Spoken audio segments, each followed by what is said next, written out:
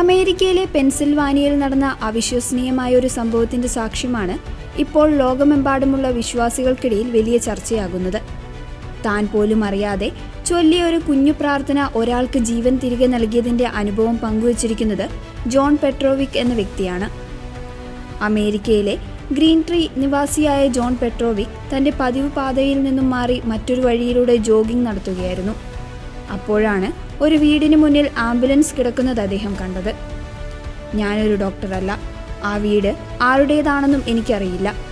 അതിനാൽ ഞാൻ ഓട്ടം തുടർന്നു.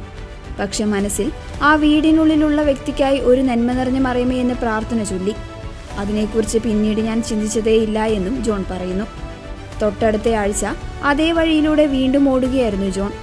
പെട്ടെന്നൊരു സ്ത്രീ ഓടി വന്ന് അദ്ദേഹത്തിന് ശ്രദ്ധ തിരിക്കുകയും നിങ്ങൾ എൻ്റെ ജീവൻ രക്ഷിച്ചു എന്ന് വികാരാധീനയായി പറയുകയും ചെയ്തു. ആദ്യം പരിഭ്രമിച്ച ജോൺ തനിക്ക് ആ സ്ത്രീയെ അറിയില്ല എന്നും എങ്ങനെയാണ് താൻ ജീവൻ രക്ഷിച്ചതെന്നും ചോദിച്ചു. അപ്പോൾ അവർ നൽകിയ മറുപടി ജോണിനെ അക്ഷരാർത്ഥത്തിൽ ഞെട്ടിച്ചു കളഞ്ഞു. കഴിഞ്ഞ ആഴ്ച എന്നെ ആംബുലൻസിൽ ആശുപത്രിയിലേക്ക് കൊണ്ടുപോകുമ്പോൾ ഞാൻ മരിക്കുകയാണെന്ന് എനിക്ക് ഉറപ്പായിരുന്നു. അപ്പോൾ യേശു എനിക്ക് പ്രത്യക്ഷപ്പെട്ടു. അവിടുന്ന് തൻ്റെ കൈപ്പത്തി എനിക്ക് നേരെ നീട്ടി. യേശുവിൻ്റെ ഉള്ളം കൈയിൽ നിങ്ങളുടെ മുഖം ഞാൻ കണ്ടു. അവിടുന്ന് എന്നോട് പറഞ്ഞു, നീ മരിക്കാൻ പോകുകയായിരുന്നു, എന്നാൽ ഈ മനുഷ്യൻ നിനക്കായി നടത്തിയ പ്രാർത്ഥന കാരണം നീ ജീവിക്കും.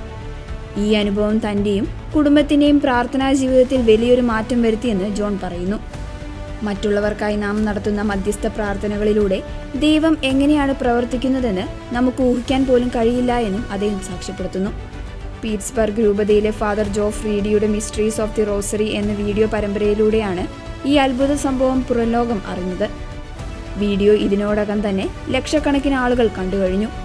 ആംബുലൻസിന്റെ സൈറൻ കേൾക്കുമ്പോൾ ഒരു ചെറിയ പ്രാർത്ഥന ചൊല്ലുന്ന ശീലം എത്രത്തോളം വലുതാണെന്ന് നിരവധി പേർ വീഡിയോയ്ക്ക് താഴെ കമന്റ് ചെയ്തു.